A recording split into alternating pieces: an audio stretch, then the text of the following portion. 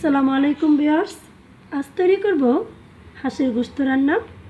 আমি হাঁসের গোশত খোসা সহ আধা কেজি নিয়ে নিয়েছি। চুলায় প্যান বসিয়ে নিয়েছি, তেল দিয়ে দিয়েছি আধা কাপের মতো।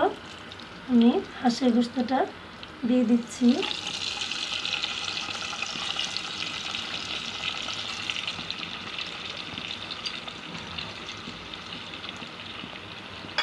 কষাবো। আমি আগে লবণ দিয়ে মেখে নিয়েছি, এখন আধা চামচ দিচ্ছি। দিয়ে দিচ্ছি 1 চামচ জিরের গুঁড়ো, দিয়ে দিচ্ছি 1 চামচ ধনের গুঁড়ো। সব বাটা মশলা দিয়ে করব। দিয়ে দিচ্ছি আধা কাপের মতো আদা বাটা, দিয়ে দিচ্ছি আধা কাপের মতো পেঁয়াজ বাটা, দিয়ে দিচ্ছি আদা বাটা রসুন বাটা আধা কাপ। এখন এগুলো একটু কষাবো। যেহেতু পানি উঠবে, এখন আমি পানি দিব না।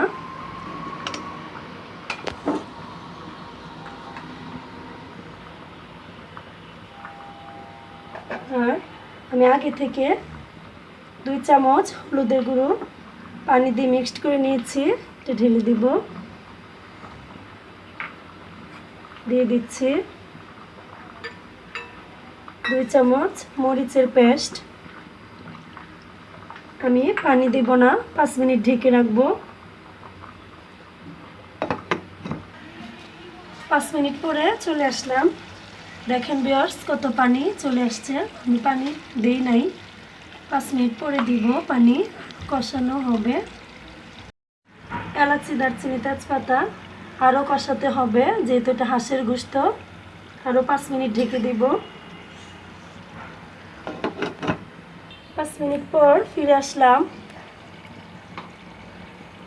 দেখেন ভিউয়ার্স এখনও পানি ছাড়তেছে। আমি এখন 1 কাপ পানি দিয়ে আবারও ঢেকে দিব 10 মিনিটের জন্য।